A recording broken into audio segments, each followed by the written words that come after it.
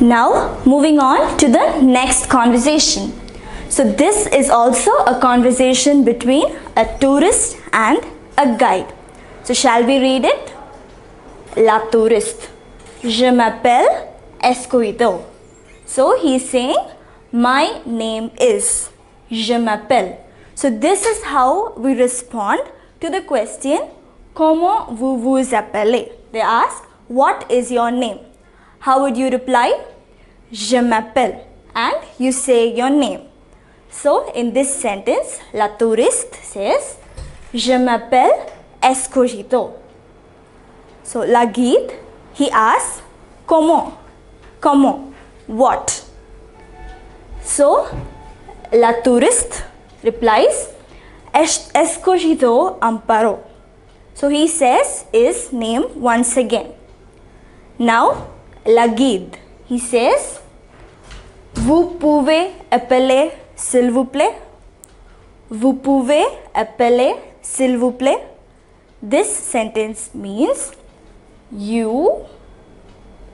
Pouvez means can. Appeler is to spell. And as we know, s'il vous plaît means please. So la guide says, can you spell it please? Vous pouvez appeler s'il vous plaît? So once again, the tourist, he says, je m'appelle Escogido. He says his name. So la guide, he asks, comment? What? The tourist says his name, Escogido Amparo. And for that, the guide asks, vous pouvez appeler s'il vous plaît? Can you spell it please? So the tourist spells out his name. So I think we already learnt the alphabets. So we know how to pronounce the alphabets. A, S, C, O, G, E, D, O. So the tourist spells out his name. So la guide says merci. Merci is yes. Merci means thank you.